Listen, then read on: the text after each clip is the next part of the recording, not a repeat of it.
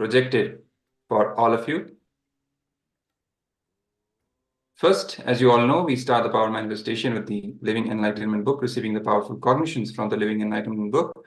So let us all receive the powerful cognition from the Living Enlightenment book before we enter into the power manifestation round. And meanwhile, also turn on the video recording so that you can record the video while you will be manifesting the powers. Let's take a minute and receive the powerful cognition from the Living Enlightenment book and also turn on the video recording. Make sure you're using the timestamp application on your phone so that the timestamp is also visible along with the video.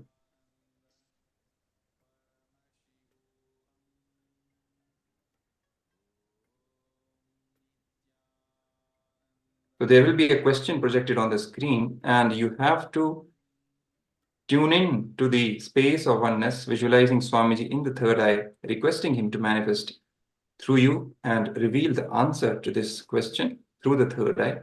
And once he starts revealing, you begin verbalizing whatever is being revealed through the third eye. And then in the end, you can pen down what was being revealed, or you can type in the chat window, and then we will verify. So hopefully you've all received the powerful cognition from the Living Enlightenment book.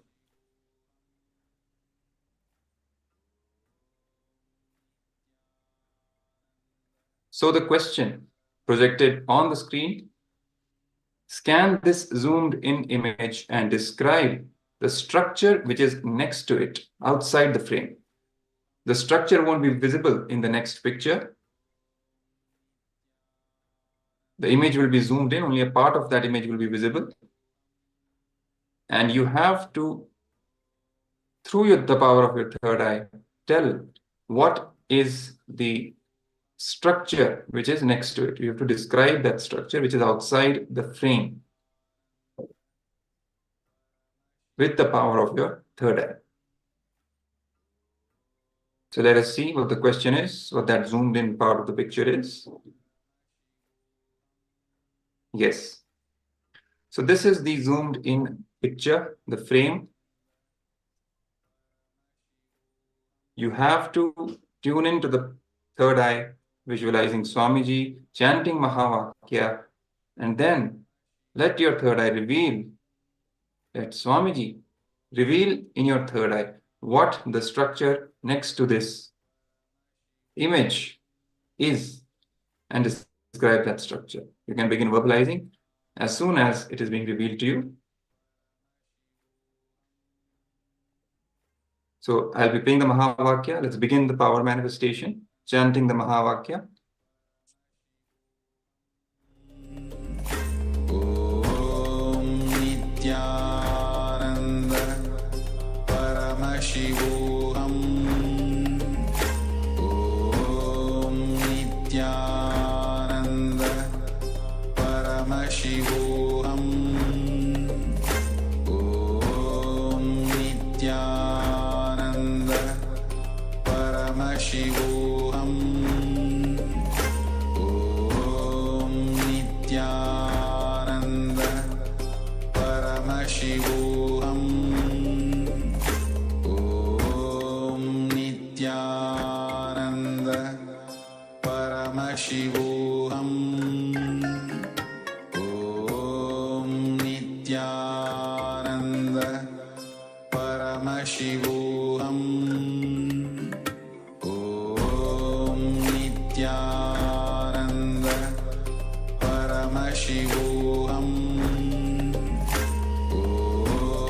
Nithyananda Paramashivoham. Om Nithyananda Paramashivoham. Om Nithyananda Paramashivoham. Om Nithyananda Paramashivoham. Om Nithyananda Paramashivoham. Om Nithyananda Paramashivoham Om Nithyananda Paramashivoham Om Nithyananda Paramashivoham Om Nithyananda Paramashivoham Om Nithyananda Paramashivoham Om Nithyananda Paramashivoham Om Nithyananda Paramashivoham Om Nithyananda Paramashivoham Om Nithyananda Paramashivoham Om Nithyananda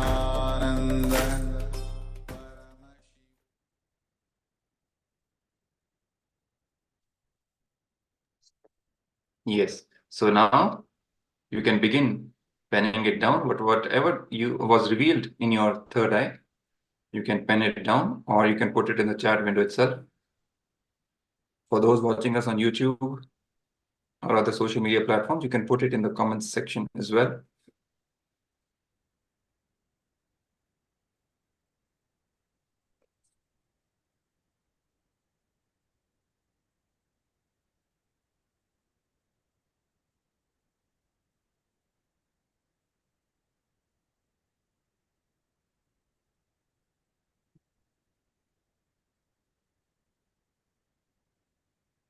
Ma Parameshwari is saying what she saw, she is describing yellow and dark orange, triangular, square part, somehow wavy, that gets longer, stretched.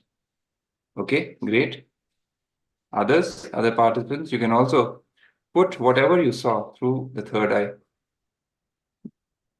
about the description of the structure, which is next to the frame that was visible.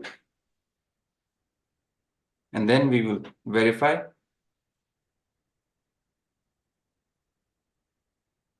Other participants are also requested to put the revelations that they saw through the third eye in the chat window.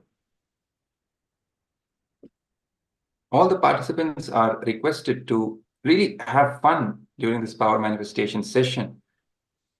There's nothing serious about it here. It's all just fun and enjoying and celebrating the gift that Swamiji is giving to all of us, that are oneness. And enjoying this oneness in different ways. That's what these power manifestation sessions are. And through the power manifestation itself, he makes sure the powerful cognitions are bolted and they remain in our system.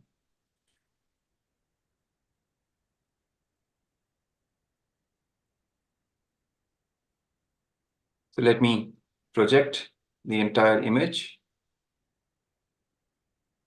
for all of you.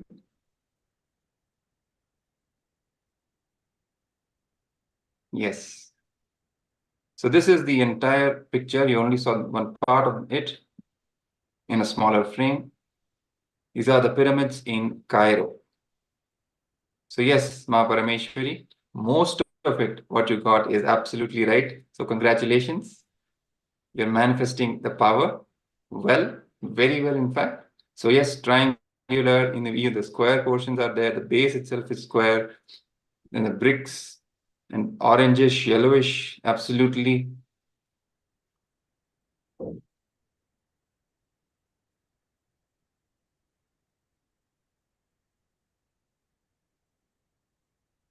It gets longer and stretched. You can see that the shape itself is kind of stretching towards the sky because it's standing in that way. So yes, most of it is right. In fact, congratulations. Wonderful. So keep manifesting, keep practicing. You'll get better and better. Even others, you can try in the same way. And Just celebrate this oneness experience that Swamiji is giving through these power manifestation sessions. Yes.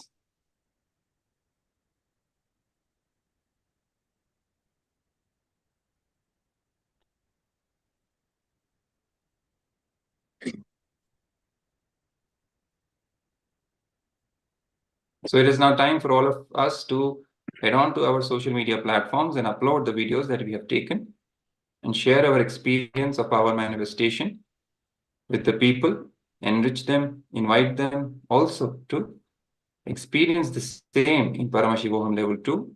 And make sure when you share on social media, you use the mandatory hashtags, hashtag KAILASA, hashtag Paramashivoham, hashtag Nithyananda. Make sure you share your clicks, the powerful cognitions you received, the powers you manifested, and the general experience that you're having, the cognitive shifts that you're having, the transformation that you're going through, inviting people, inspiring them also to get benefited by this immense experiential wonder that this program is, Paramashivoham Level 2, and a treat, in fact, that Swamiji is giving to the entire world, absolutely free.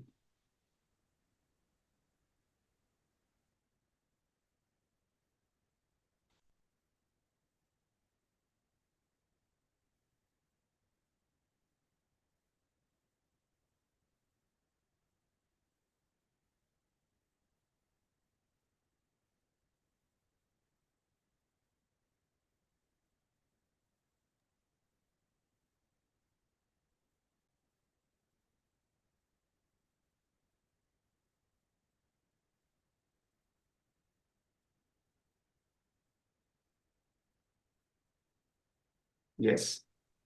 So with this, we now come to the end of this power manifestation session. And next, we will be moving to the next segment, the next session. And in this session, we are going to learn and receive the powerful cognitions regarding the nature of reality, the real nature. What is it all about?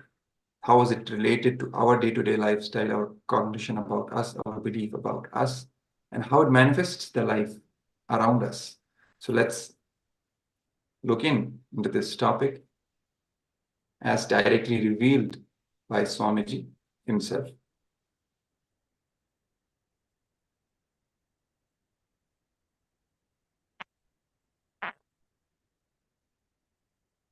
The real nature. We see this causeless and ecstatic play of existence through our own individual perception. Our very perception collapses the beautiful happening into a localized reality. So everything that we see around us is gauged, is based on the perception that we are carrying inside us. It is our perception which collapses the beautiful happening around us into a localized reality.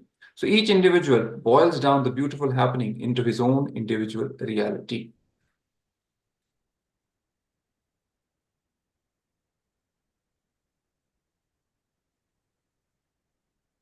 Swamiji says, someone asked me, I see this table here. All the people in this room see the same table. Then how can you say that this table is not a reality? Please understand that what you see as this table here is not the same as what the other person sees.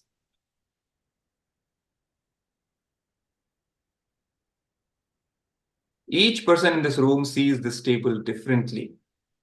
That is the truth. That is what I'm trying to explain here. So each individual is seeing the reality as they experience uniquely. It is their own perception which makes them experience the reality. So the same table is not really the same table for every individual. They see the table differently.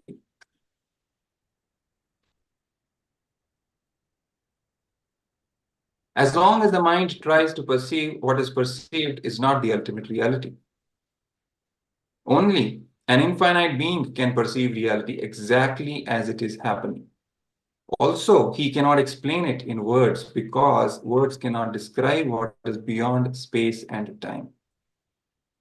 So as long as your mind tries to perceive, what is perceived with the help of the mind is not the ultimate reality. Only an infinite being who has gone beyond the mind can experience, can perceive reality exactly as it is happening. Also, he cannot explain it in words because words cannot describe what is beyond space and time. Words can only describe what is within the limits of the perception. But you have to go beyond the perception to experience reality as it is. Hence, it cannot be described, it's indescribable.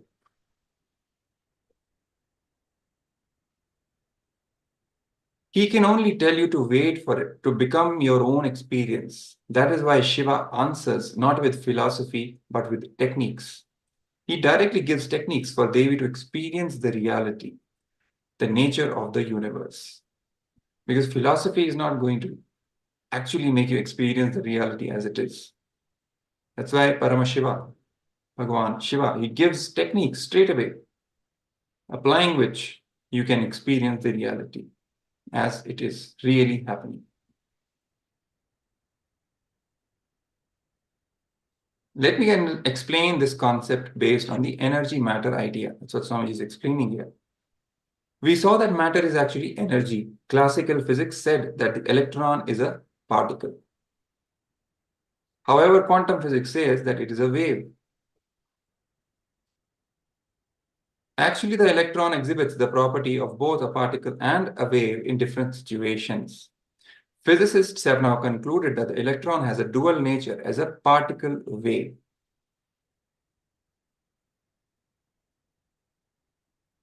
The act of observation collapses the possibility into reality. The existence itself around us is full of possibilities. It is just possibility. Our observation, the act of observation itself, collapses that possibility into the reality, that what we actually see, into our reality.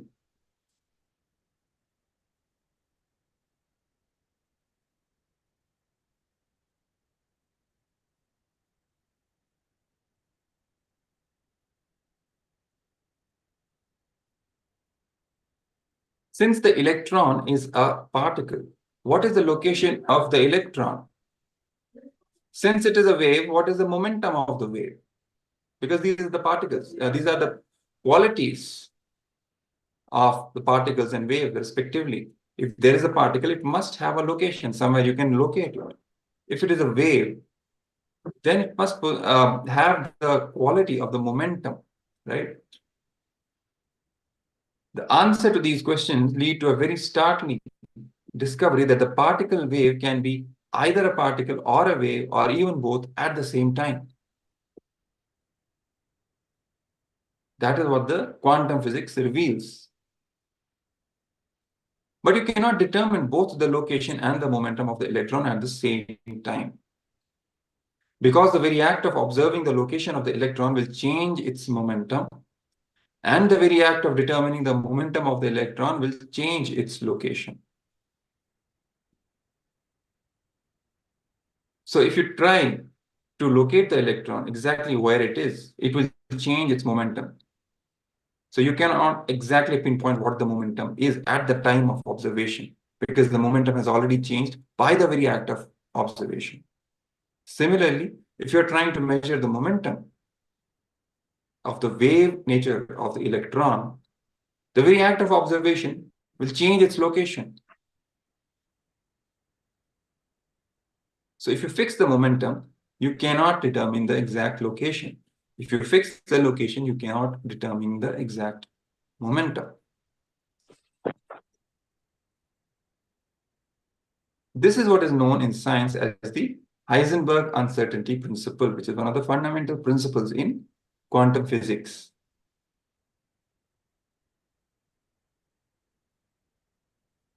The particle wave is both a particle and wave at the same time until the act of observation comes into play. This act of observation can now be connected with our act of observing the causeless happenings of existence. When we observe through our own set of conditioning. Now, this truth of quantum physics, what Swamiji has just shared with all of us, directly we can map it to our perception of the reality. Swamiji is sharing, when we observe through our own set of conditionings. We have our own mental frame, our own mental setup, through that lens, we see the reality. What we call engrams. These conditionings of each individual are the engrams, samskaras, through which we see the reality. Engrams, or they can also be our preconceived and deeply engraved memories and conclusions from our past that we are carrying. So each individual's act of observation is colored by his own conditioning or engrams. It's like if you're wearing a red glasses, the whole world will appear red. If you're wearing green tinted glasses, whole world will appear as green. That is what this truth is which Swamiji is sharing. Based on how our conditionings are, our engrams are, we see the reality like that.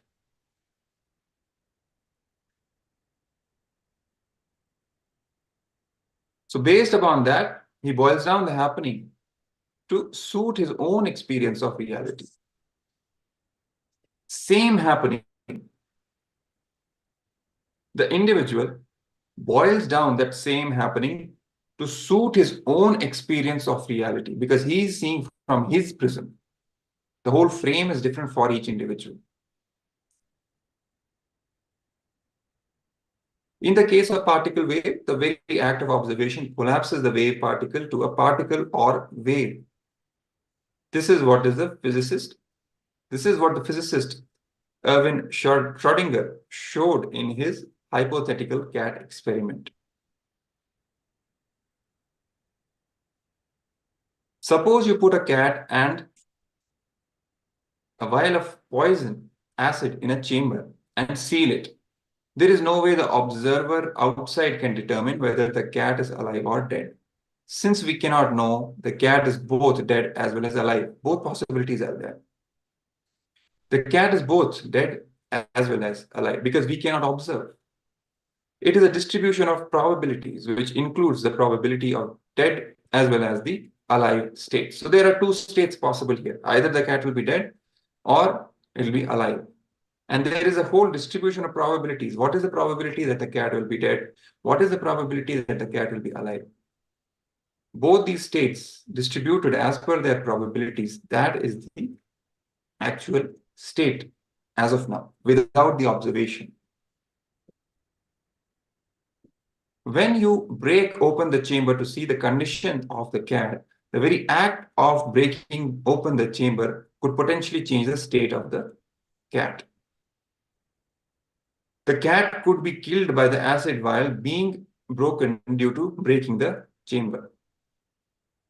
So the act of breaking itself can break the acid vial and kill the cat. So it can never be known what the outcome would have been if it were not observed in its true happening. This leads us to a deep understanding that both possibilities exist simultaneously.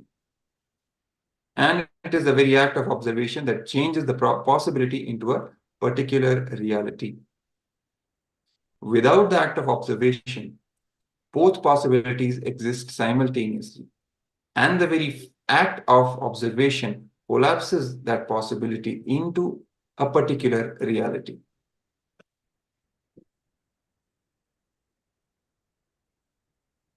Let me give another scientific experiment that highlights how the very act of measuring distorts the beautiful reality. You may have heard of the double slit experiment with light. In this experiment, a beam of light is aimed at a barrier with two vertical slits. On the other side of the barrier is a photographic plate that is used to record the light as it falls on it after passing through the barrier. So there's a light source and there is a screen in front. That screen has two slits through which the light can pass. And then other side of these two slits is a photographic plate which can record the light that falls on the photographic plate. If only one slit is open, the pattern on the photographic plate is as expected. A single line of light aligned with the slit. If both the slits are open, we would expect two lines of light on the plate aligned with the slits. But what is observed are multiple lines of light and darkness in varying degrees.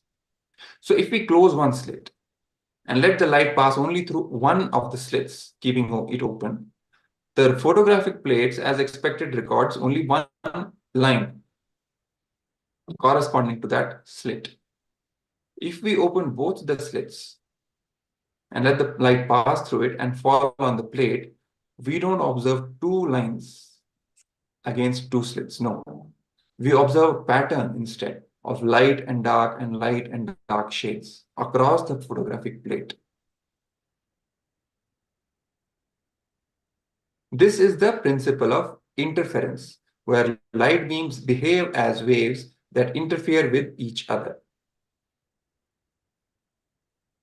So here, this proves the wave nature of light. Because with both slits open, the light that is passing through both the slits. Now, in the second stage, both the slits are acting as secondary sources of light. And the light beams that are emanated from these two slits, before falling on the photographic plate, they interfere with each other and create a wave-like pattern, the interference pattern, which is a property of the wave. When waves interfere with each other, they create these kinds of patterns. This is not the case with particles. Now, if the light beam is slowed down enough, now once we have got the pattern at this stage, right? Now we are altering some properties in the same experiment. What we are doing, if the light beam is slowed down enough so that instead of a stream of light particles or photons hitting the plate, each photon individually hits the plate. So we reduce the intensity of the original source to such an extent that instead of a continuous stream of light, continuous stream of photons, which are the light particles, they're named as photons. So instead of the continuous stream, if only one photon at a time falls on the slits and then the plate, then we see what will be observed. So each photon individually hits the plate. Then there should be no interference, right? Because now it's one particle at a time that we are making it fall on the plate. And the plate should show a light pattern aligned with the slit. So it should just be one particle. If it passes through the one slit, it should record that one photon on that photographic plate next to that slit. Or if it is passing through this slit, it should record that one particle on the photographic plate next to that slit. But do we observe that? Let's see. Let's find out. But the resulting patterns still showed interference. So what really is happening here? Even when we are allowing one photon at a time and continuously we see one by one as the photons are continuously falling on the photographic plate, it again starts making that same interference pattern. How is this possible? Because now there is no continuous beam of light falling. So there will not be any wave, right? So that there will not be any interference either. So how is this pattern being formed, even with one particle at a time falling on the plate?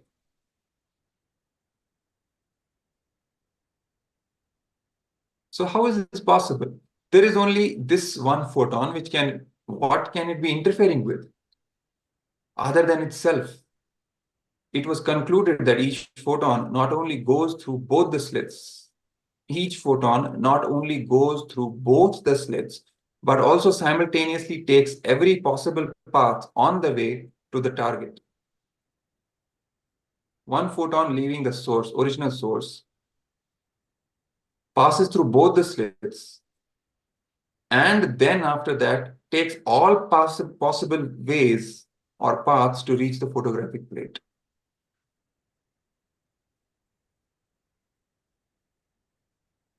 To see how this can occur, experiments were done to track the individual photon paths. But what happened was that the measurement in some way disrupted the paths of the photons.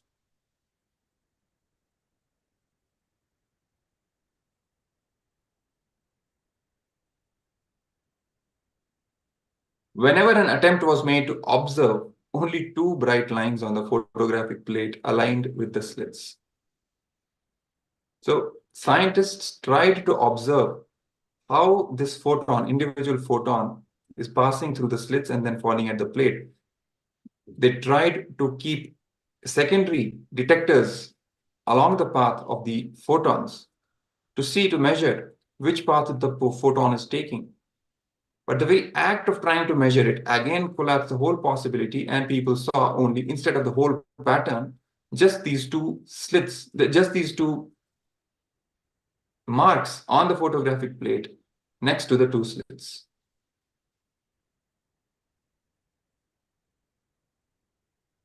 Only two bright lines on the photographic plate aligned with the slits were seen just by the act of measurement. If they didn't attempt to measure, again the pattern became the multiple lines of light and darkness. So what is happening? Each photon moves simultaneously in a number of paths, but an effort to measure the paths causes it to collapse to a single path. In the same way, our very effort to perceive the infinite risings of the ocean of existence causes it to appear as what our limited mind perceives.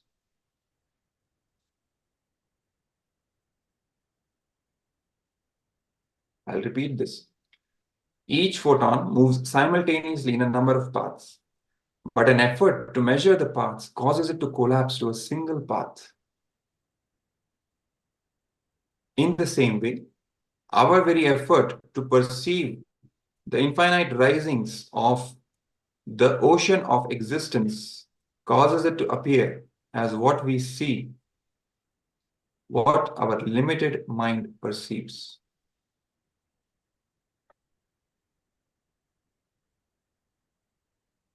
Once a student asked a Zen master, "What is the path?" The master replied, "Everyday life is the path." The student asked, "Can it be studied?" The master said, "If you try to study, you will be far from it." The student asked, "If I do not study, how can I know it as the path? How can I know it is the path?"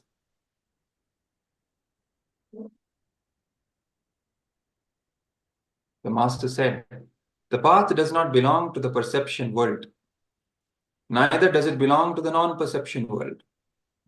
Perception is a delusion, and non-perception is senseless."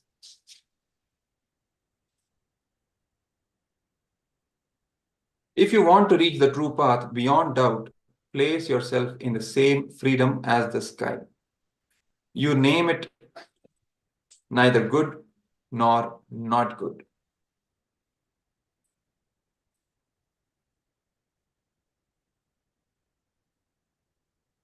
So let us now watch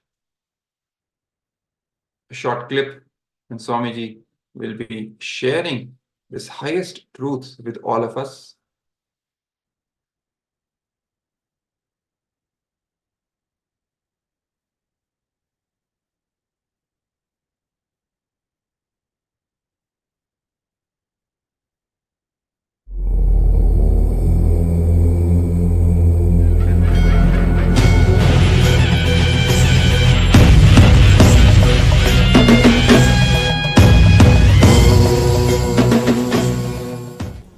See, it's the introduction.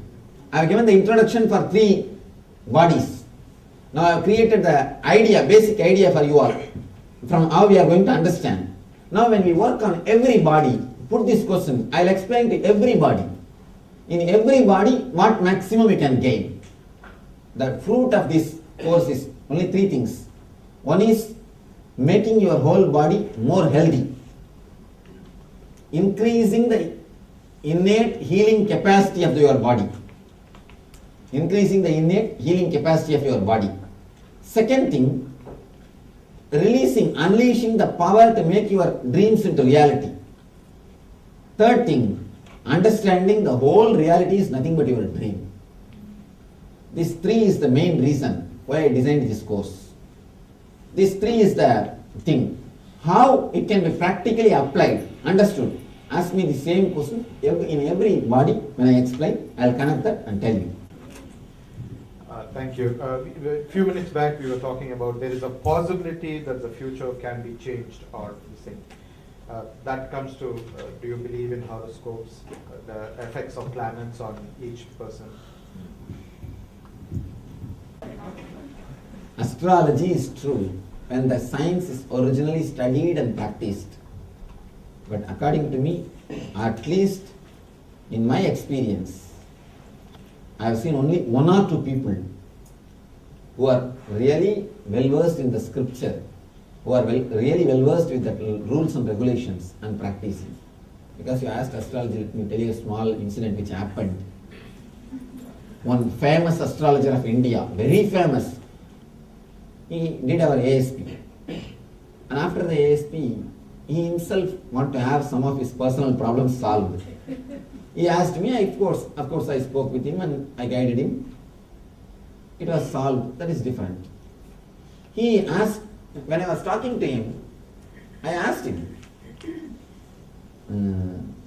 of course I don't want to tell his name, he's a very popular guy and such a good person. I asked him, I know, you see, the writing like a common prediction is not accepted in our Shastras, it is not there in the Shastras. The common prediction idea itself does not exist in the Jyotish Sutras. Prediction can be done only for every individual, never for the group. No common, it's not a share market to give a common rating or anything. No, it cannot be.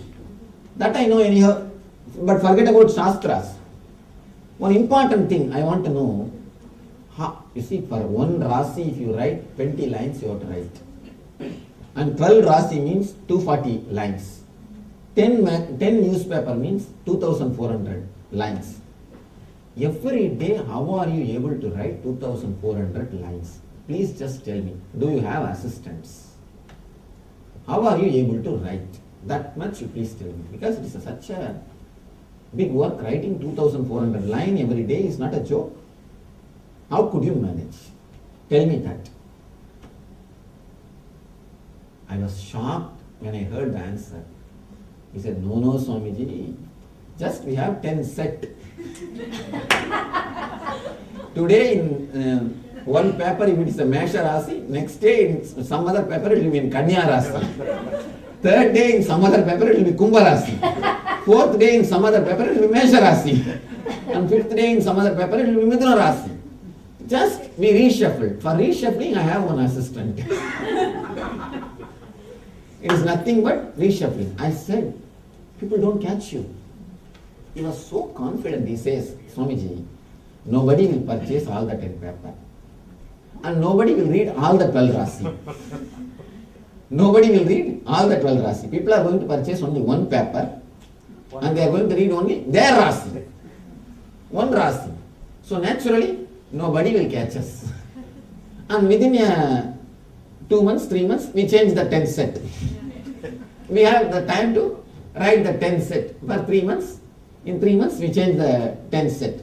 And after 2-3 years, we take from past. And we rotate and reshuffle. This is what is happening, Swamiji. And we guys, the moment we get up, what we do first work? First work what? See the Rasi. Rasi Bala. And afterwards only your mind will start thinking at all. Astrology is a true science, authentic science. What is your opinion on the Nadi Jyotsna from Sundar? Is it true? True and false. True as far as few intuitions concerned. They can hold the shaft and see the past, but not the future. If you see, your name will be, your mother's name will be there, dad's name will be there, your name will be there. But seeing the future, very few can do. To see the future, you need intuition. To see the past, you don't need intuition. To see the future, you need intuition. You need a little bit of capacity to hold the time shaft for a few more minutes. If you have the capacity to hold the time shaft, only then you can see the future. If you have the capacity to hold the time shaft, you can see Nadi. And let me tell you a small incident which happened in my own life. When I was 14, I went to Vaidishwaran. They took me the house pilgrimage, the family pilgrimage. Generally, when you go for Nadi, they take your fingerprint, and then they will read by the time it ends, it will give 10,000 rupees expense for you. The Nadi will read such a way that give this, give that to the person who reads and all those things. And this is the way usually the Nadi will go. You will be surprised the moment they took my fingerprint and went inside. That person, very elderly person, he came out with a big basket of fruits and flower, everything. And he said, this is the horoscope, this is a Nadi of a sannyasi. I was a 14-year-old boy. This is a Nadi of a sannyasi. And he's a great, the spiritual person. If this Nadi comes, not only we are not supposed to read, we are supposed to offer whatever today we made. And you know the honesty of the person, he offered the whole thing. And my family was seeing, all the money came back. Whatever money they gave, the whole thing was given back. The whole thing was brought. And you will be surprised. He said very clearly. And then my mom asked. My mother naturally, the pain, oh, can't we stop? Can't we do some dosha parigara and all those things? Immediately he said, if you try to stop, you will die. If you try to stop, you will die. Then, of course, that is the end of their trying to stop. That is different. But so clearly he was able to tell. When there is an intuition, there is every possibility. But the problem is, how long you are able to hold the present moment. And one thing I have seen, whenever you get the capacity to hold the present, you never spend the energy in predicting the future. You spend it in correcting the future. People ask me, Swamiji, can you predict my future? I tell them, fool, I can change your future. Why are you bothering about predicting your future? I can change your future. Work for that. Why should we waste the time in just predicting? There is no need. So be very clear. Whenever a man gets the power and capacity to hold the shaft and see the future, he just changes it. And you know, just his seeing is very vision. For example, people, when they come to know about their future and the life and they really feel and surrender, when the master just holds the shaft, time shaft, just his eyesight, the Guru Parvai, the seeing of the Guru destroys totally removes the negativity of the future.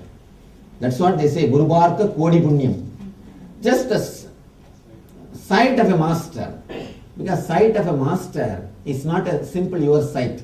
When you see something, immediately you will be taken away by the past or the future. Even if you see a rose, the moment you see a rose, your mind will say, word rose. Your mind will give the word rose. The next moment, you will start thinking about all the roses which you presented to somebody or roses which is presented to you. And the third moment, how was your reaction or her reaction? Whether you got the beating or smiling. And the fourth moment, the love emotion or the hatred emotion associated with that rose. You are already in the past. You are already in the future. But when master sees, he never sees like that. He just sees you as you are, in the present moment. So he catches the time shaft. Whenever the time shaft is caught, whenever you penetrate the time shaft, simply he sees your past and sees your future. There's a beautiful story. It's not a story, actually, truth. One guy who is born blind, he goes to see Ramakrishna. And somebody asks him, you are a blind fellow, why are you going to see him? He says, fool, I may not be able to see him, but he will be able to see me. That is more than enough for me. That is only going to play the role. Not me seeing him. I am seeing so many things. What will I see? What can I understand? Actually, you are seeing 1000 person. If you see me, what will you understand? Nothing can be understood. Nothing can be understood. At the most, you may misunderstand. When you don't understand naturally, you misunderstand. When you miss the understanding, you misunderstand. So nothing can be understood. You seeing me is not a question. Me seeing you is the question. That is why, even if we are not able to see them, we go to see the masters. In the ancient tradition, there is a word called darshan. Please understand, darshan Sanskrit word does not mean seeing. Darshan does not mean seeing. Drushya means seeing. Drushya means past and the future. Seeing the past or the future. Runa means the, what to say, the movements. Movements are the achievements. Runa, whether you have Runa or not, they say na. The Runa is the root. The achievements are the movements. Drishya means seeing the movements. So whatever you are doing is drishya. Darshana means stopping the movement and seeing. Penetrating. The word penetrating, maybe penetrating into the time shaft is the right translation for darshana. When master sees, he just penetrates you. He just penetrates you. And the very penetrating is a big help to remove the future, to clear the future, to help the future. That is why so much of importance is given to go and see the living masters, and to go and touch the living masters, to go and feel the living masters, to go and be in their presence, all these things. Only when you deeply understand, all these subtle concepts can be realized. That is the problem. It needs understanding. You see now, as he said, and I tell you one thing, 25 of you have raised your hands that you never had that experience. I promise you had. You only forgotten. You don't have so much of introvertness to recognize it and record it. That's all. There can be no human being who did not have that experience what he expressed. If you say you did not have, it's like people say that I never dreamt. It is not that they never dreamt, they have forgotten. When the altered consciousness happens, you forget what has happened there. Otherwise, I am sure you cannot be alive without having that experience. Continuously it will happen. Because you are living being. If you are not introvert, if you are extrovert, then you don't record it. You don't recognize it. You don't have enough of awareness what is happening in you. That's all. Because you don't have enough awareness what is happening in you, you will not record it. A small story. One guy brought fish for his lunch to the office. And the moment he put the fish in his mouth, he felt, oh, I hate it. He threw it away. Next day, again the same fish. And he said, no, I don't feel like eating. Threw it away. Third day, again the same fish. The friend saw, why don't you tell your wife that you don't like fish? She will not be so adamant to send the same fish to you. Why do you suffer? He said, wife, I cook myself, I forget every day I don't like fish. I cook myself and bring. That is what is happening to you. You forget. You forget. That is what? You don't have enough of awareness. You are caught in the same mental rut. There starts the whole trouble. There is the whole problem. It is not that these 25 people did not have this experience. No. You also had. You have not noted it down. You didn't have so much of awareness to see the subtle changes of the mind. If you can observe, especially the people who raised hands that I experienced, that 45 or 50 people, you have that subtleness or the introvert idea that how to look into your own mind. And these guys who has got this much of introvertness, they can very clearly feel my presence. If you are little introvert, you can understand. From outside, you can tell whether I am in the room or not. Many people, many devotees, they tell me, Swamiji, when I meditate, sometimes when the group is meditating, I go for a walk or come back. We never hear the sound or anything, but we can very clearly see something is passing us. Some big energy is moving next to us. If you have that introvertness, you can record, you can register all those, because these are all subtle, deeper level happenings. These are all happening in a deeper level consciousness. That is why we miss many things. Yes. I have another. Oh, I'll let her go. She's been waiting for a long time. Okay. So this conversation is about dreams. It's very surprising to me because all my life I treated the dreams as a waste, as a garbage, and I see visions during my meditations, and actually I've seen some things that happen to me in future, and I build up my life through my meditations. So for me, it is dilemma. Do I have to go and analyze my dreams, forget about this, or stay with whatever I am with my meditation and my clear visions? So in which visions are more important, which came from your dream or which came from your meditation? One thing, there is no need for you to analyze. Forget about it. If you start analyzing from the very beginning, you will create only more confusions. Forget about it. The very idea you getting, the very system that you are getting again and again this type of visions is more than enough. That will guide you in the future. That system, you keep it alive. That is enough. There is no need to go and analyze the whole thing and get into the big trouble. There is no need. But always the visions which you get in dreams are less powerful than the visions you get in the dream, which you get it in the meditation. What you achieve in the meditation is surely more powerful than what you achieve in the dream state. But for a person who never achieves anything in the meditation, for him the dream state visions are powerful. Thank you. If you have something in the meditation, surely that is more powerful. Swamiji, I have a three-part question. You said that only in the meditative state you can touch the center of the shaft. How can we permanently be holding the shaft? How can you permanently be meditating when you sit down to meditate even once? See, when I say meditating, I don't mean close your eyes and do all those things. Not that. Live in the present moment. Live inside this body. Live inside your boundary. Don't travel where you are not. That's enough. Don't be like a ghost. As of now, we are just ghosts. If you are sitting in a house, you will be thinking of office. If you are in the office, you will be thinking about evening beach, Santa Cruz. If you are sitting in Santa Cruz, you will be thinking about when to go back to the house. If you are in the house, next day morning when to start the office. You are like a ghost. Where you are, your being is not. Instead of that, start living inside your boundary. You are in meditation. You will catch that shaft, time shaft. Just be inside the boundary. Now we are going to do the technique today. In the physical body, we are going to do a technique. How to be inside your boundary.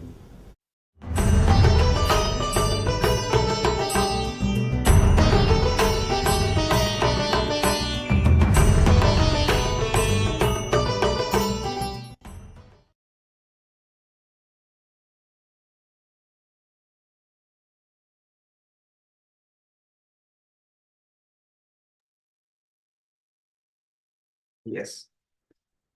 So after this very beautiful and deep revelation of the highest truths about perception of reality by Swamiji, let us now move to the internalization exercise. So it will be based on the same topic, the same powerful cognition about the nature of reality and perception that we learned in the previous section. So let us now move to the internalization exercise.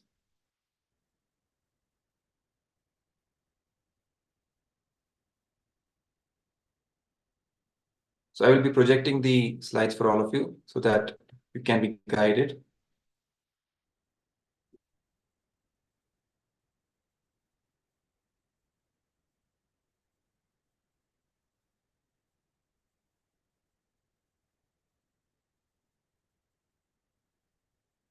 Yes. So as you can see on your screens,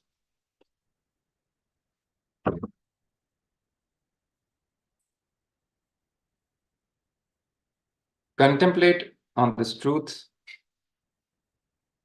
and pen down 15 powerful cognitions from the state of unclutching. Which truth is Swamiji talking about? The truth is each photon moves simultaneously in a number of paths, but an effort to measure the path causes it to collapse to a single path. In the same way, our very effort to perceive the infinite risings of the ocean of existence causes it to appear as what our limited mind perceives. Contemplate on this truth and pen down 15 powerful cognitions from the state of unclutching. So I'm going to play the Mahavakya for all of you. Chant Mahavakya, tune into the space of oneness. Unclutch from everything. Sit in that unclutched state. Meditate on this truth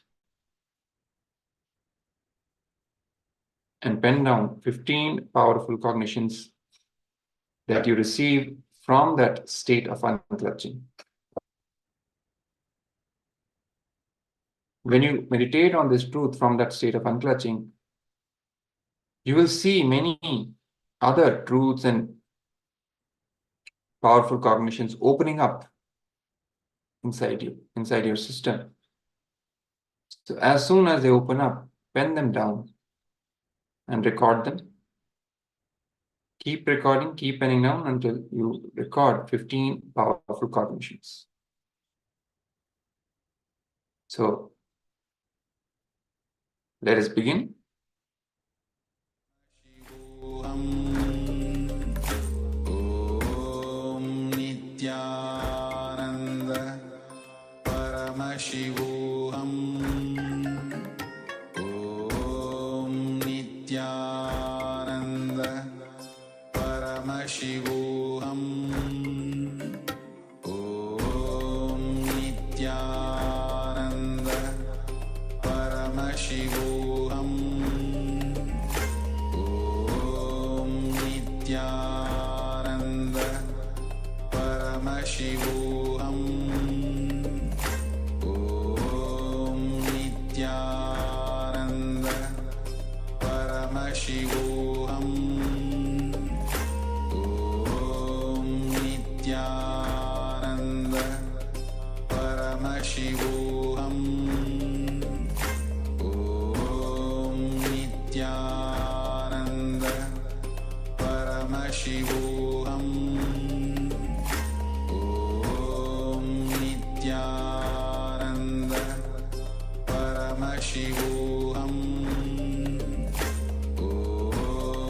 Nithyananda Paramashivoham Om Nithyananda Paramashivoham Om Nithyananda Paramashivoham Om Nithyananda Paramashivoham Om Nithyananda Paramashivoham Om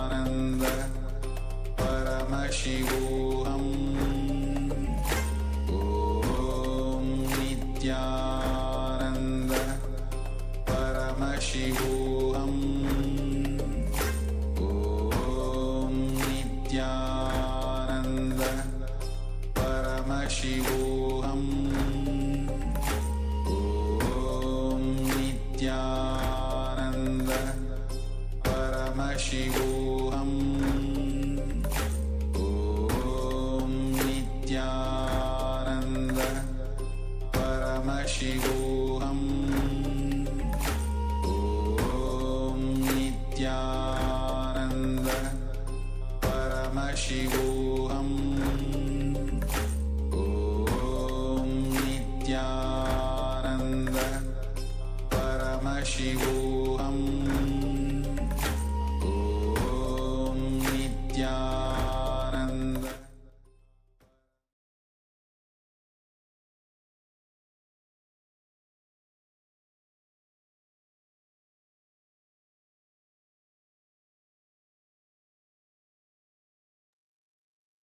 Yes.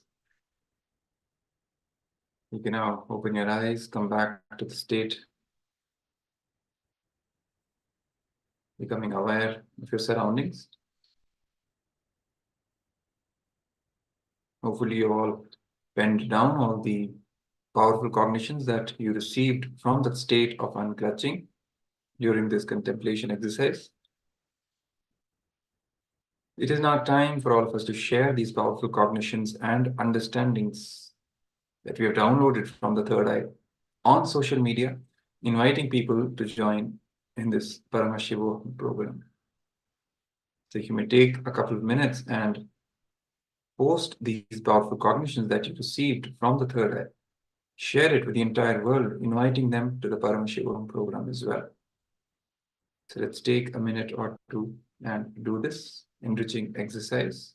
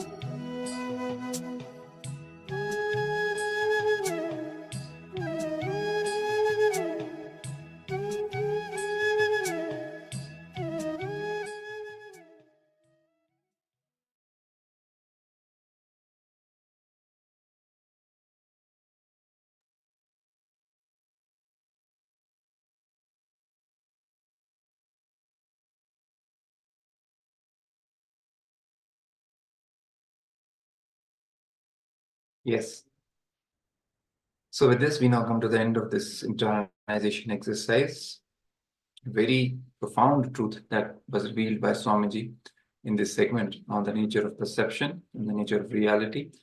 How our observation, the act of observation itself, collapses the entire possibility, the real existence, into the reality that we perceive as an individual.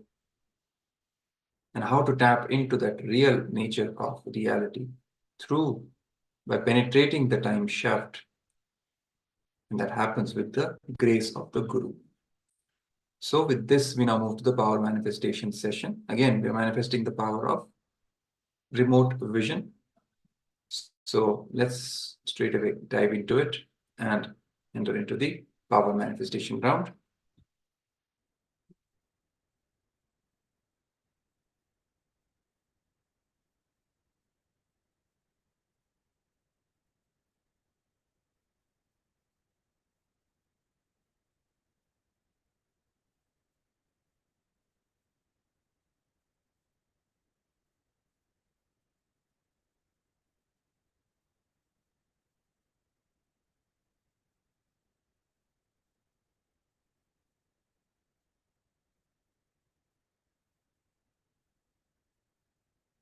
So these are the guidelines projected for all of you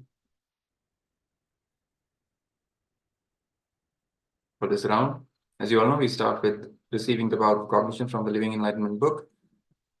So take the Living Enlightenment book and receive the powerful cognition. And meanwhile, also turn on the video recording so that you can record the power manifestation session. Just like the previous round, I will be projecting the question, and you have to tune in to your third eye, visualizing Swamiji in your third eye, requesting him to reveal the answer to the question that is being projected on the screen. Chant Mahavakya, come into the space of oneness, and then start verbalizing whatever is being revealed through the third eye. And then in the end, you can pen it down or put it in the chat window to verify.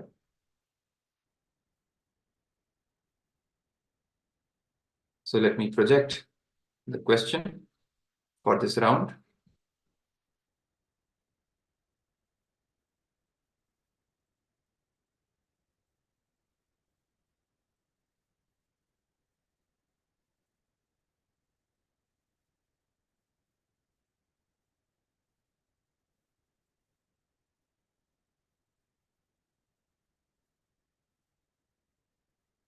Scan this zoomed in image and describe the structure which is next to it outside the frame. So just like the previous round, again, zoomed in image will be projected on the screen, and you have to describe the structure with the help of your third eye, which is next to it, which is outside the frame, which won't be really visible to you. Only with the help of the third eye, you will be seeing through the third eye and revealing what the entire structure is. So let me project it. Yes. So this is the zoomed in part of the picture which is being projected on your screens. Chant the Mahavakya along with the audio which I will be playing, and begin verbalizing whatever is being revealed in your third eye. Let's begin.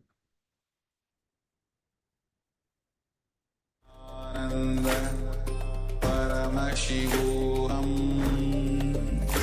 Om Nithyananda Paramashivoham Om Nithyananda Paramashivoham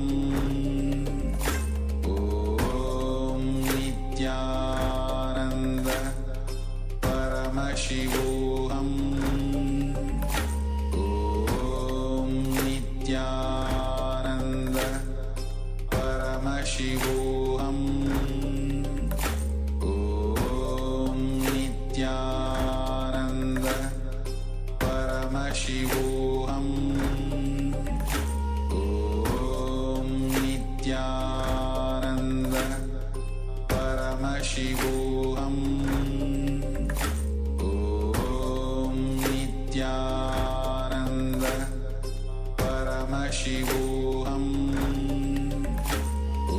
Om Nithyananda Paramashivoham Om Nithyananda Paramashivoham Om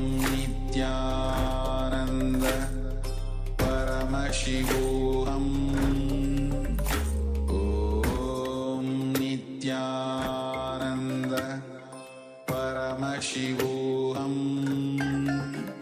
Paramashivoham Om Nithyananda Paramashivoham Om Nithyananda Paramashivoham Om Nithyananda Paramashivoham Om Nithyananda Paramashivoham Om Nithyananda Paramashivoham Nithyananda Paramashivoham Om Nithyananda Paramashivoham Om Nithyananda Paramashivoham Om Nithyananda Paramashivoham Om Nithyananda Paramashivoham Om Nithyananda Paramashivoham Om Nithyananda Paramashivoham Om Nithyananda Paramashivoham Om Nithyananda Paramashivoham Om Nithyananda Paramashivoham Om Nithyananda Paramashivoham Om Nithyananda Paramashivoham Om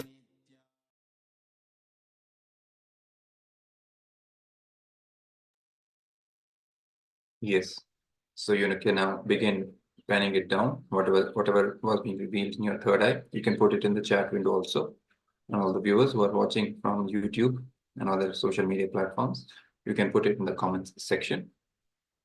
Let us see what is being revealed in our third eye, and then we can verify. And I'll be projecting the entire image.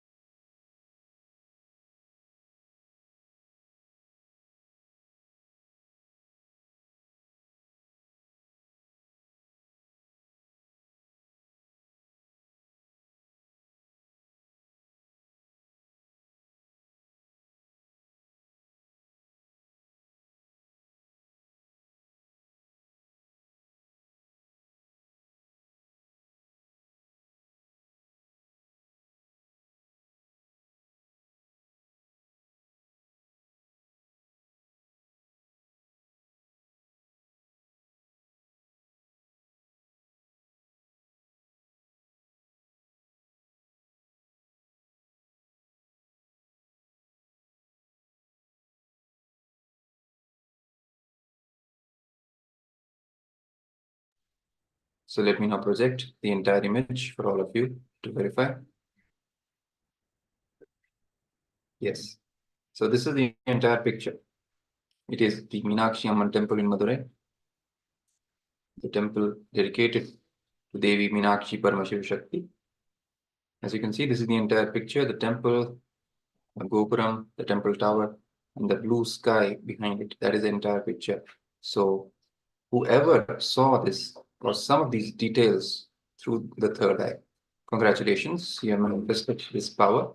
And others also keep practicing, you will definitely manifest that power, and the breakthrough will happen. If you keep practicing, will persistence is the key here, and you keep practicing the power manifestation, and it will happen. You will be manifesting the powers. So please head on to the social media platforms now and share this experience with your friends using the hashtags #KAILASA, #Nithyananda, and #Paramashivoham.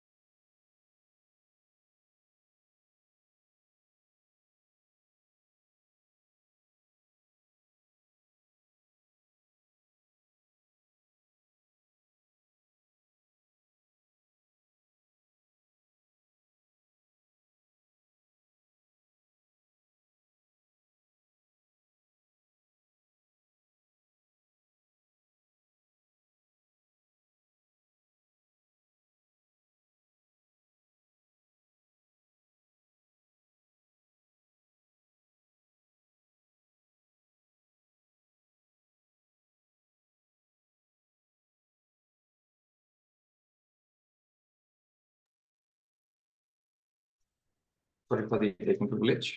So we will now be moving to the next segment, the next section, the powerful cognitions and higher truths revealed by Swamiji, by the Supreme Pontiff of Hinduism, Bhagavan Sri Nithyananda Paramashivoham. After this powerful power manifestation session, let us now head on to another topic where Swamiji will be revealing the truths to all of us.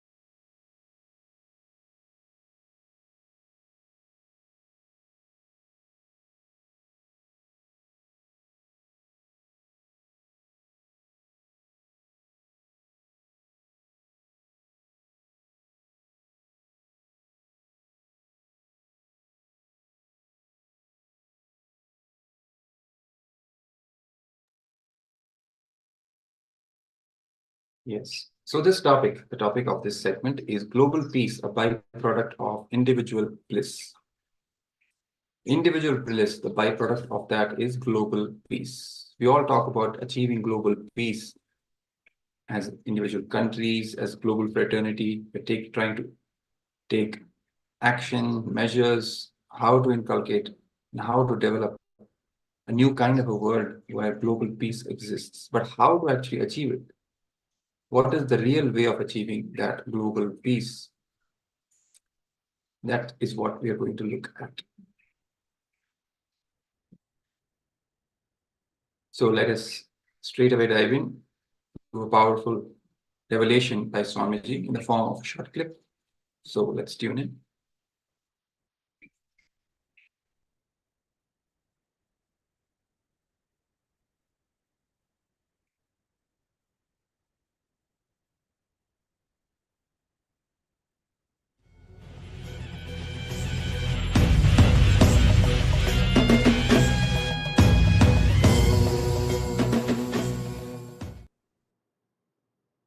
You exist in this Bhuloka.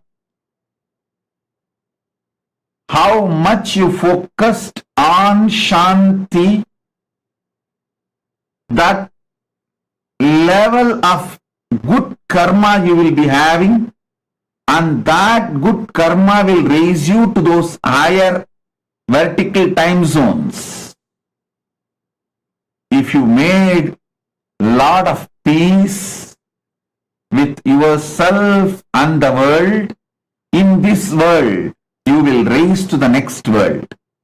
And if you continue to be focused on Shanti in the Suvarloka, the higher world, then you will be promoted to next loka, Maharloka. And even in Maharloka, if you continue to be focused on Shanti, you will be promoted to Janaloka. Listen. So if you remain in Shanti, in Bhuloka, you achieve the higher Loka, Bhuvarloka. If you continue to remain focused on Shanti in Bhuvarloka, you get promoted to Suvarloka. And in Suvarloka, if you continue to be focused on Shanti, you will be promoted to Maharloka. And in Maharloka, if you continue to be focused on Shanti, you will be promoted to Janaloka. Listen. If you continue to be focused on Shanti in Janaloka, you will move to Tapoloka. And if you continue to be focused on Ashanti, non-Shanti goals, you will be pushed towards lower and lower lokas. Your decision for Shanti defines the ecosystem in which you are going to live. Second, on each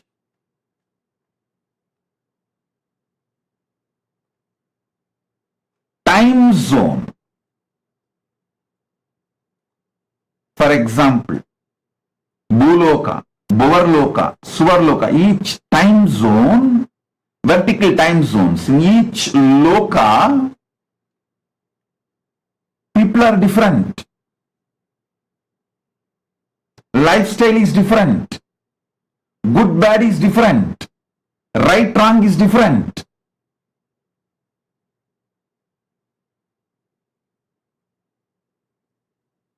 But the goal is only Shanti. Listen.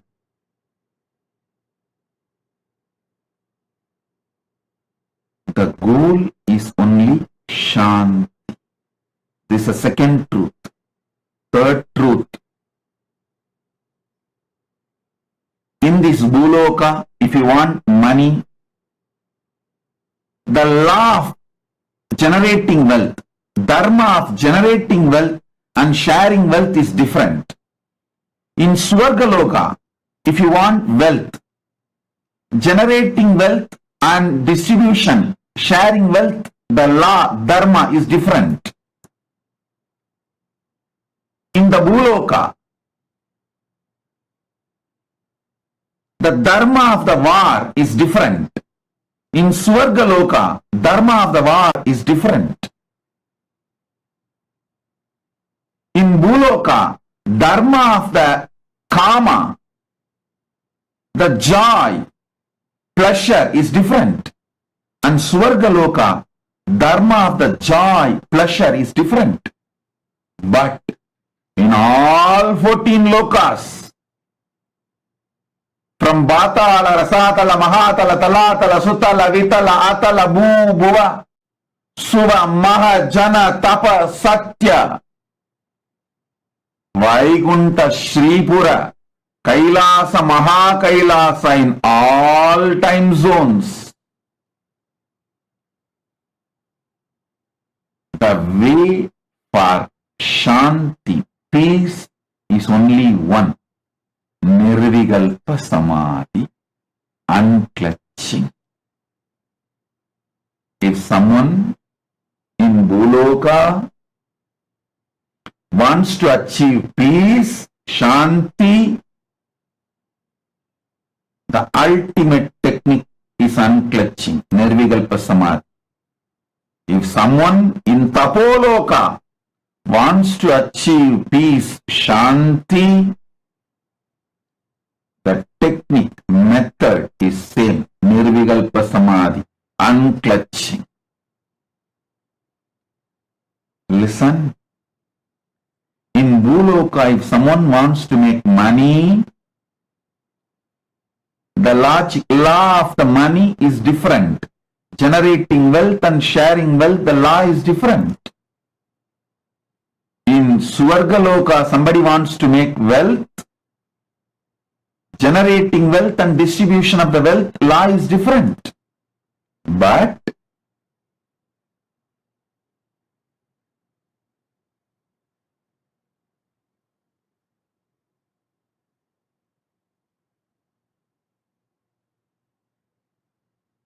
whether you are in Bhuloka, Swargaloka, Brahmaloka, any loka you are in, if you want to achieve Shanti, the technique, method is same. Nirvikalpa Samadhi.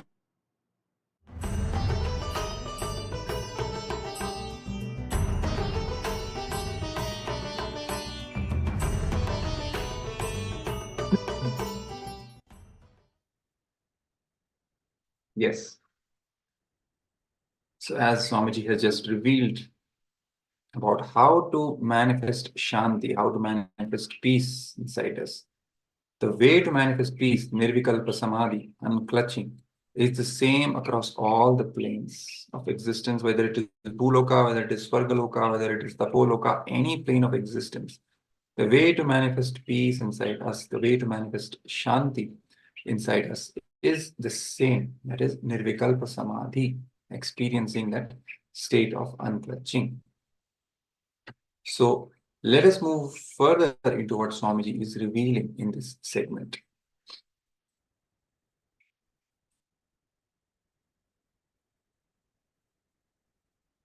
So Swamiji is revealing about what are self-contradictory thoughts. A majority of us are caught up in fighting with our own selves. We are caught in a web of self-contradictory thoughts and desires. Our thoughts and words are so powerful, but we use them so casually.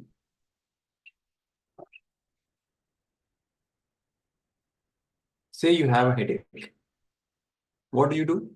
You tell yourself, how I wish this headache would go away, right? You don't realize that each of these words carries the power of desire and actualization within them. By uttering these words, you give as much power to the word headache as you give to the words go away in the same sentence. This is what I mean by self-contradictory thoughts. By your very thought, you contradict your original desire. Even your positive intention is caught in the fight. The dilemma of your own thoughts and words. The nature of the mind is dilemma.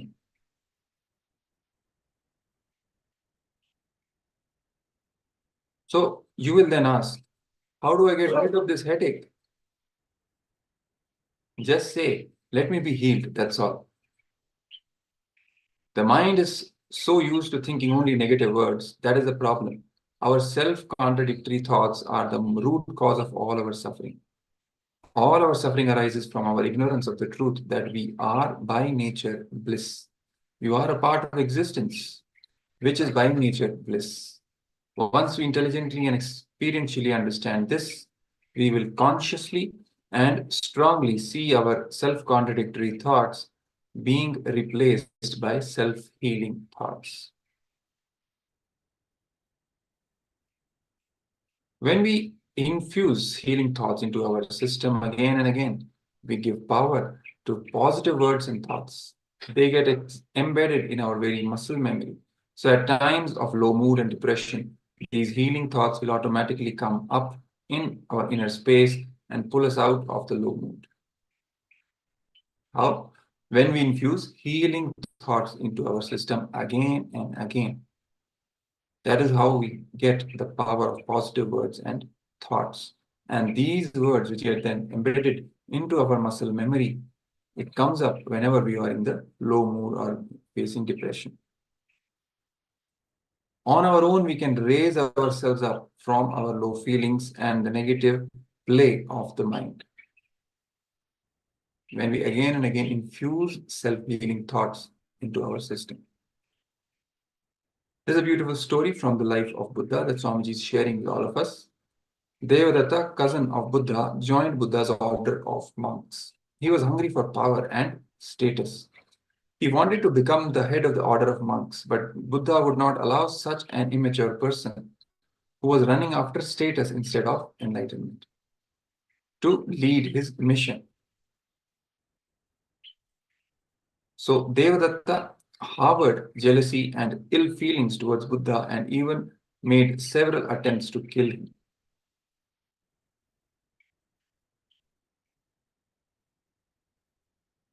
Once Devadatta persuaded the royal elephant keepers to release a fierce elephant on to Buddha's path. The elephant was intoxicated and let loose on the streets where Buddha used to walk regularly. The mad elephant ran wildly. People panicked and fled in all directions. The elephant came upon Buddha.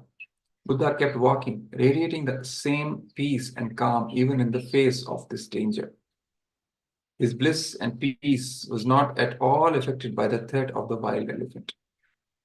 The elephant came rushing towards Buddha in a mad fury. Once it reached Buddha, it immediately calmed down completely. Its wild nature simply dissolved in Buddha's enlightened presence. Buddha touched the elephant's forehead and stroked it gently. Calmed by the patting, the elephant bent on its knees and bowed down to Buddha. This is the power of the space, the inner peace and bliss that Buddha was carrying. The power of that presence even calmed down a mad elephant, wild mad elephant. A real transformation, physical transformation that happened.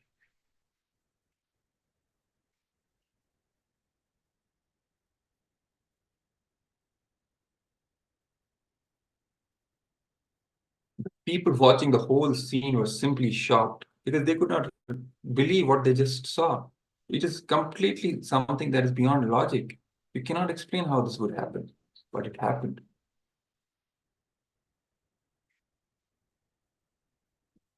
The effect of the peace radiated by a person who is fully satisfied and blissful within himself is similar to the waves that happen in a lake when you throw a stone into it.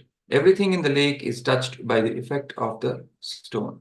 The waves of bliss radiating from a peaceful person naturally and automatically touch the people, animals, trees, and rocks, affecting everything nearby. The whole existence, it has an effect on it.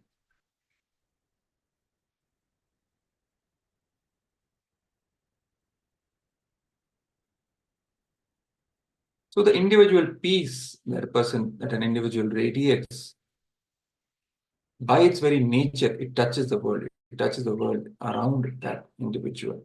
It has a tangible effect. The waves of peace and bliss emanating from the individual are tangible in nature, and they have a real tangible impact on the surroundings. Be it people, be it trees, be it even stone, it has an impact on that.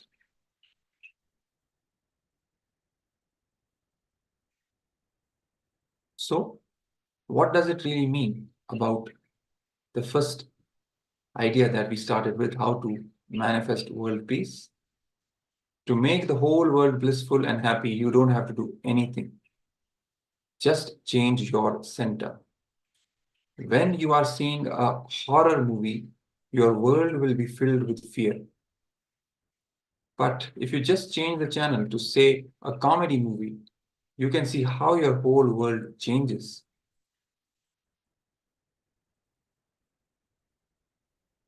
When the inner awakening happens, the higher emotions happen. It all finally boils down to your own experience of what is happening. If you want to save the world, all you need to do is save yourself. It is simply just like switching the channel inside you. When you change inside, the outside world also changes in the similar manner.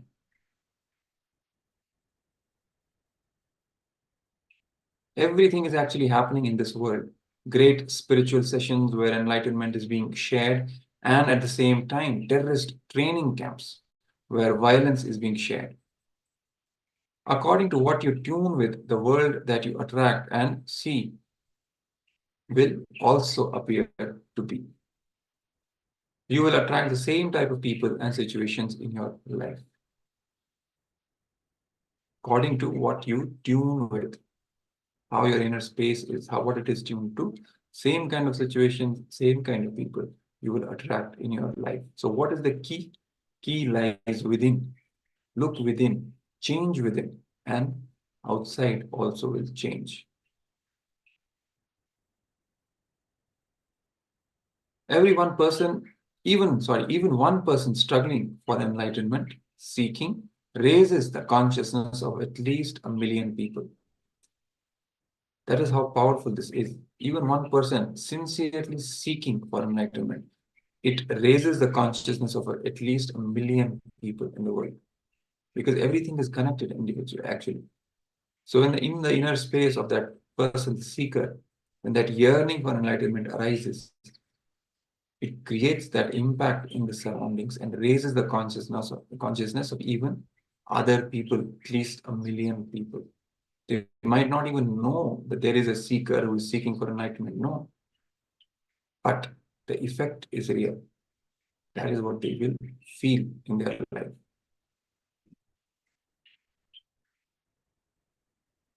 So let us now watch another short clip by Swamiji, where he will be revealing the highest truths about global peace being our responsibility. So let's tune in.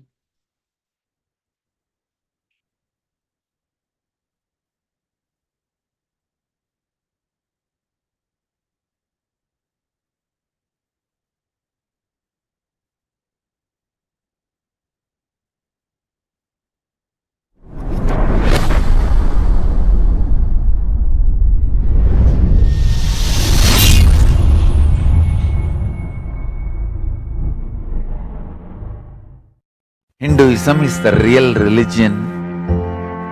Loving peace, living peace. Individual level, social level, global level. Being the Supreme Pontiff of the most peace-loving,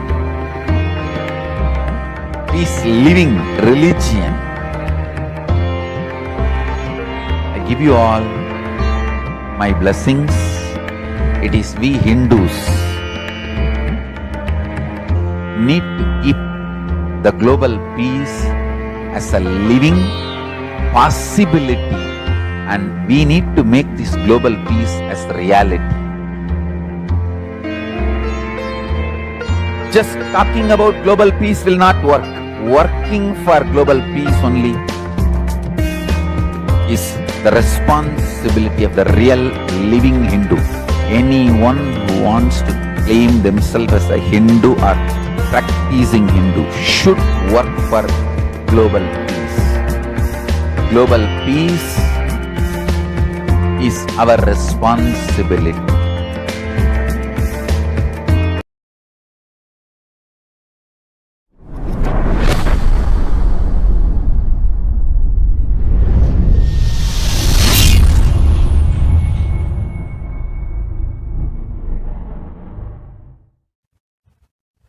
Best way to bring global peace is to start working for it.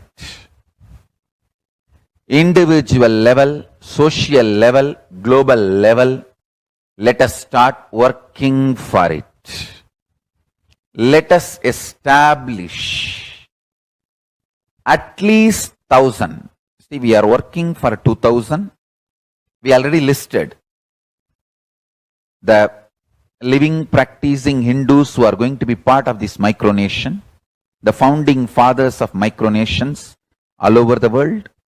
First and foremost thing, everything has to be done as per the constitution of the country you exist, within the legal framework, within the legally allowed freedom. Understand?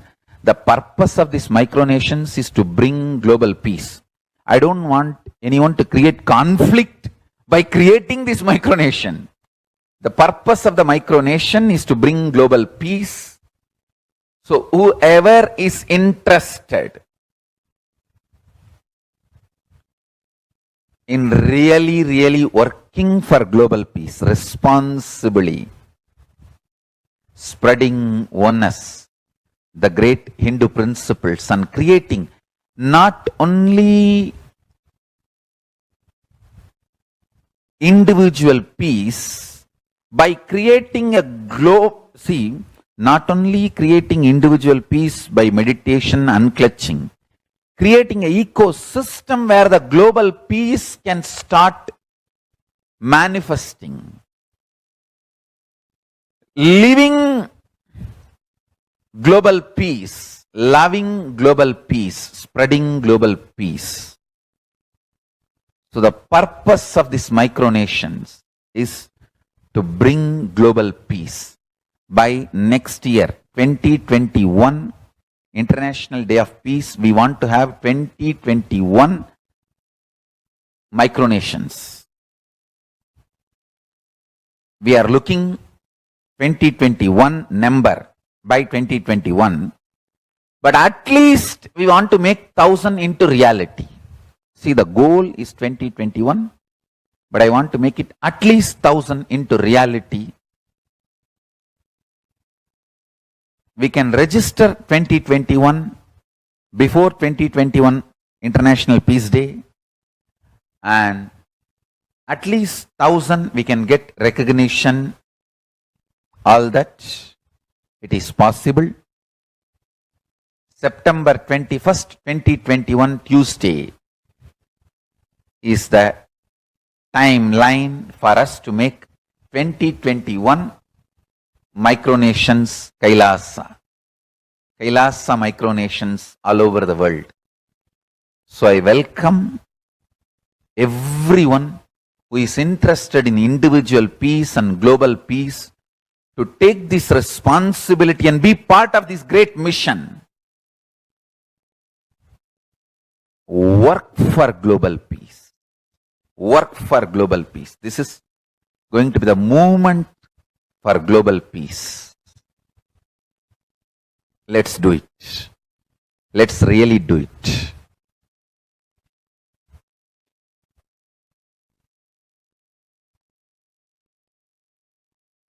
Last 26 years I am working for reviving the enlightened civilization.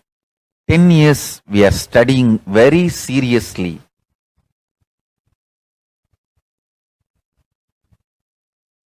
the concepts of various communities.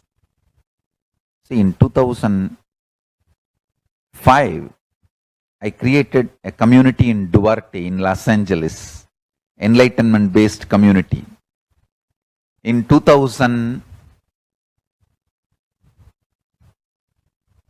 I started creating a community, and 2001 made a center for that community in Erode, Tiruchengodu, and 2002 in Bidadi, Bangalore, Adi KAILASA, 2003 end in Hyderabad, 2004 multiple places all over the world, 2005 in Los Angeles Duarte Ashram. Please understand, I am working on this for last 26 years. Now we have mastered this science. We have become expert in this science. So, last 10 years we thoroughly studied legal and various implications, and especially last 2 years, getting to the ground and collecting legal opinions and practically how the communities are successful, everything. The whole knowledge is ready. And I request, welcome all the living, practicing Hindus from all over the world to be part of this great responsibility, bringing global peace to planet Earth by reviving KAILASA, the enlightened civilization, by making 2021 micronations by 2021 September 21, International Day of Peace. Last 26 years of our experience has given us a solid understanding how legally, politically, socially, individually, these micronations can be manifested as a reality and sustained. So with this expertise, we are entering into this great responsibility of manifesting this 2021 micronations by 2021 September 21st.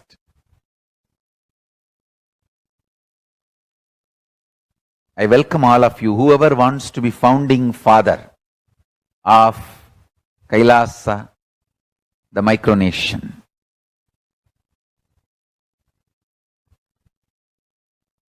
The Hindu micronations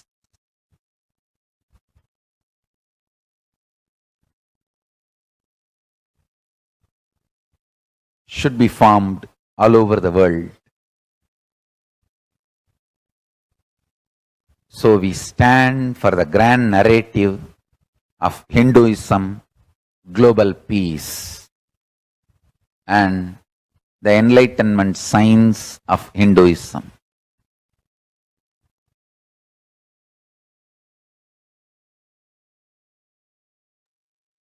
Yes.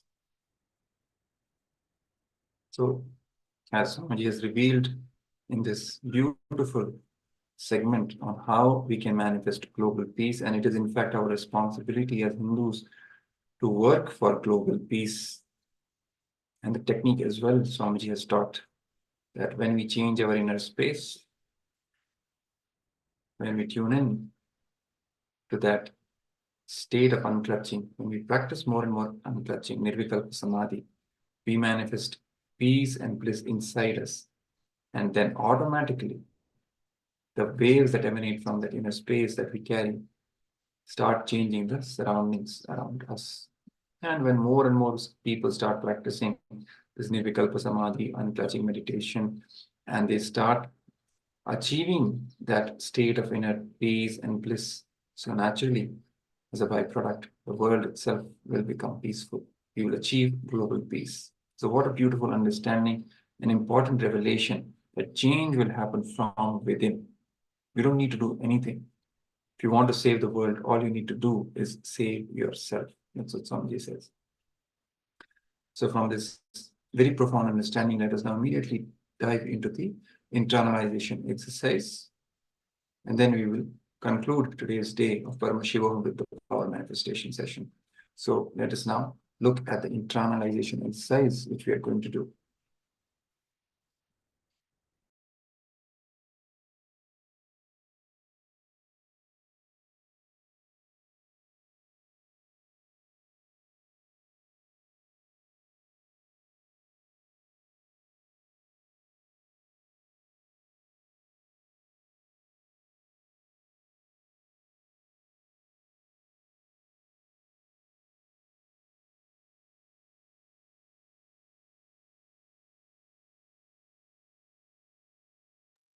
So what is being projected on your screen is the internalization exercise, which we are going to do now.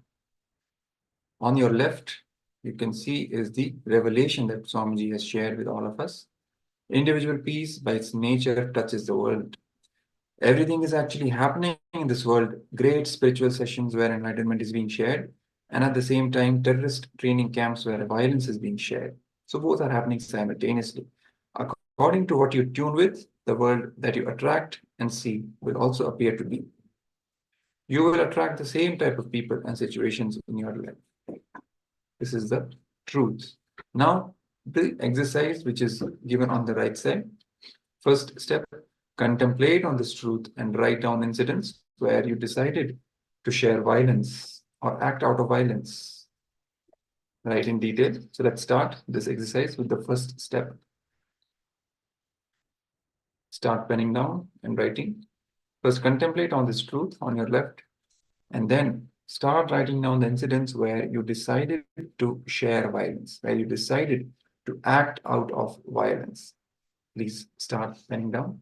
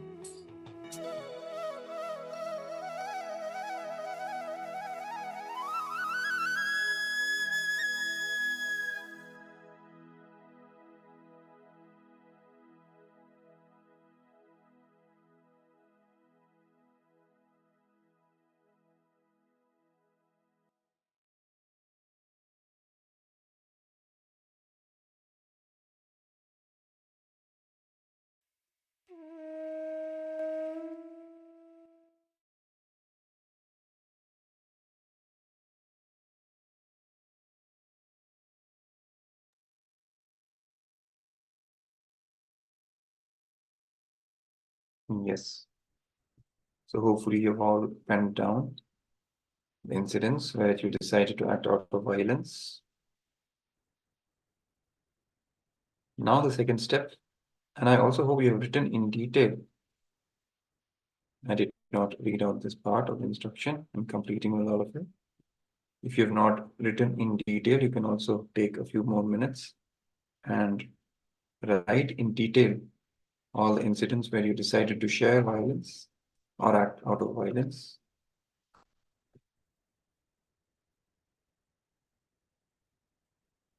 For those who have completed this step, can move on to the next step. In the next step, complete with those incidents one by one by reliving.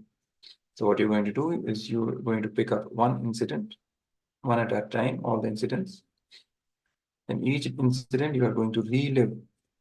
Go back to that incident, become that person in that moment.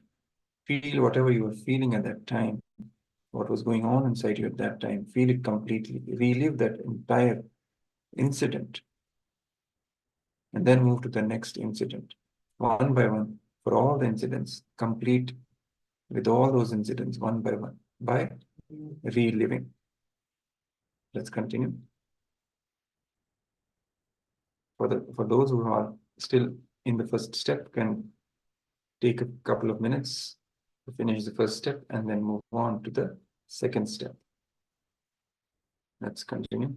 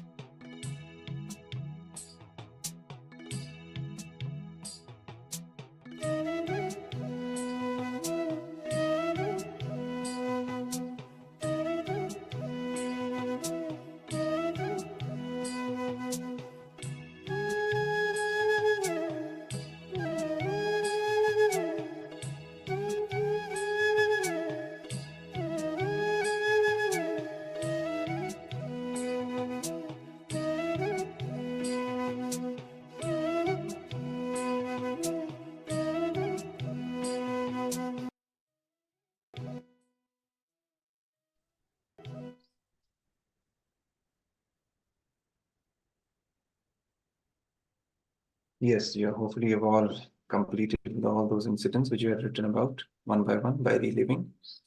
Now, in the space of completion, declare to be in the space of completion and share only peace and compassion. Take a minute to make this strong declaration, sankalpa, to be in the space of completion and share only peace and compassion, because that is what is going to manifest the reality around you in the similar frequency of peace and compassion.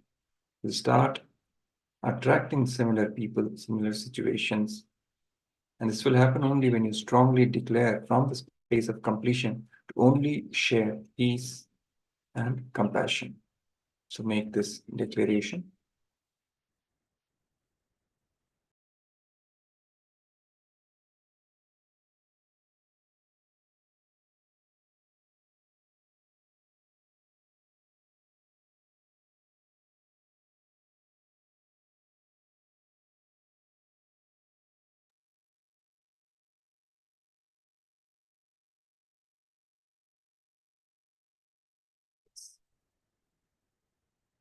So with this, we come to the end of this internalization exercise.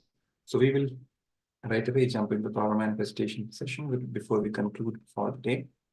So it is going to be the same power of remote vision that we will be manifesting. Let me share the slides for you so that you can see what the guidelines are and follow along.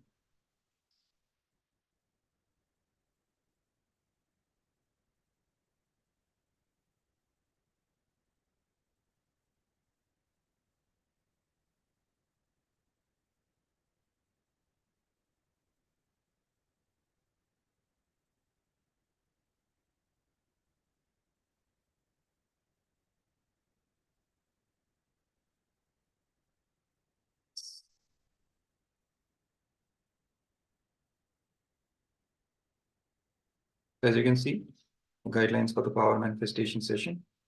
As usual, we start with receiving the powerful cognition from the Living Enlightenment book and turn on the video recording. And I'll be projecting a part of the picture for all of you. And through the power of the third eye, we have to see what the entire picture is, what that hidden part of the picture is, and start verbalizing. And then in the end, you can share in the chat window or pen it down to verify. So let me project the question for all of you.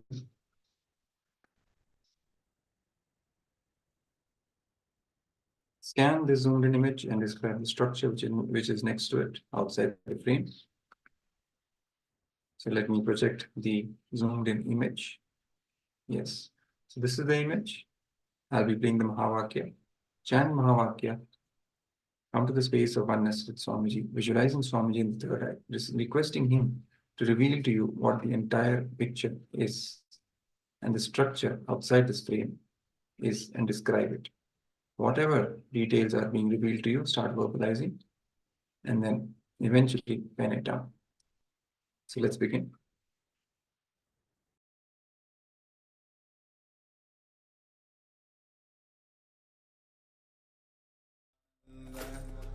Paramashivoham Om Nithyananda Paramashivoham Om Nithyananda Paramashivoham Om Nithyananda Paramashivoham Nithyananda Paramashivoham Om Nithyananda Paramashivoham Om Nithyananda Paramashivoham Om Nithyananda Paramashivoham Om Nithyananda Paramashivoham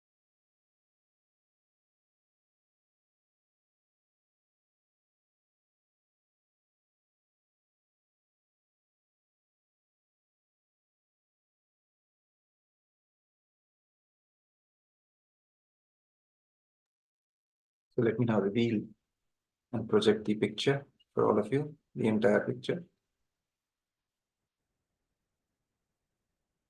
Yes, so this is the full picture, the structure. Outside the frame is the Eiffel Tower in Paris, France. So whoever got this correctly, congratulations, you have manifested the power successfully. And even others who got even some details of this, congratulations, you can continue practicing and you will get better and better. So everyone who's part of this power manifestation, let's all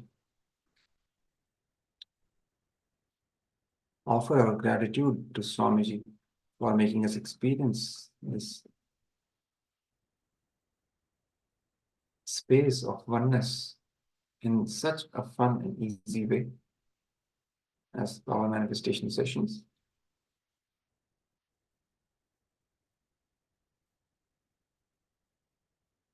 So you can all head on to social media now and make sure you enrich as many people as possible, sharing your experience of power manifestation, of powerful cognitions, cognitive shifts you experience in life, and also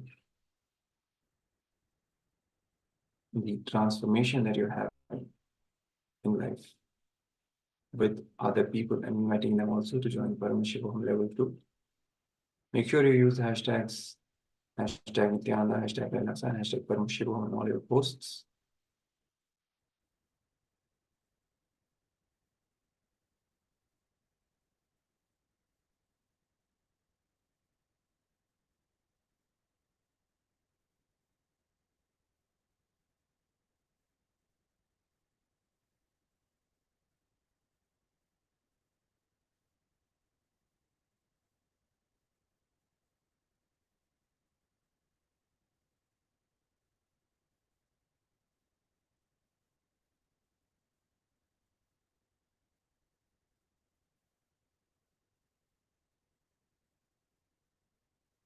Yes.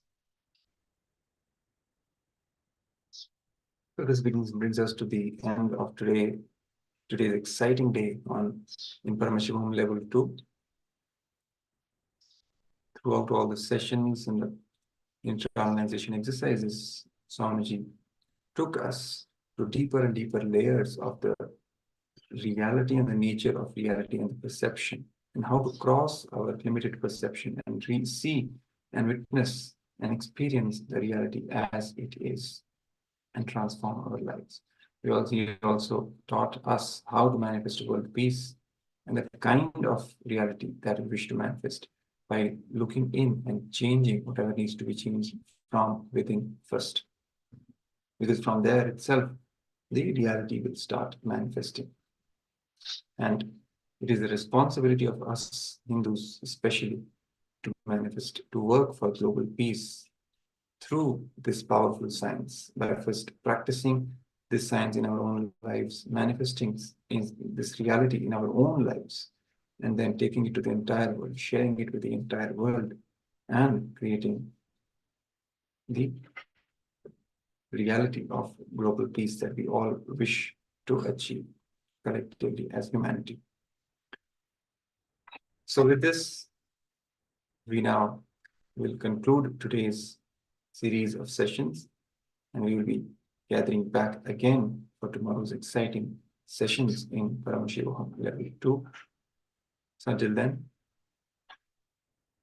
let's end today's sessions with the Purna Mantra, keeping our hands together in the Atmanjali Mudra and chanting along with me. Om Purnamada Purnamidam Purnat Purnamudachyate Purnasya Purnamadaya Purnamevavashishyate. Om Shanti Shanti Shanti. Harihi Om Tat Sat. Sarvam Bhagavad Sri Nithyananda Paramashiva Padkarpanamastu. Om Nithyanandam. Thank you, Nithyananda.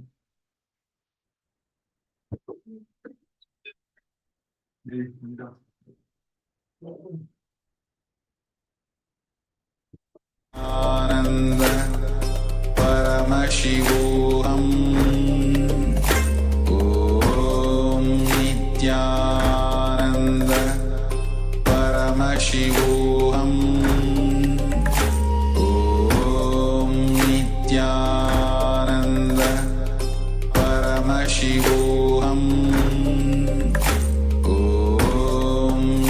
Nithyananda Paramashivoham Om Nithyananda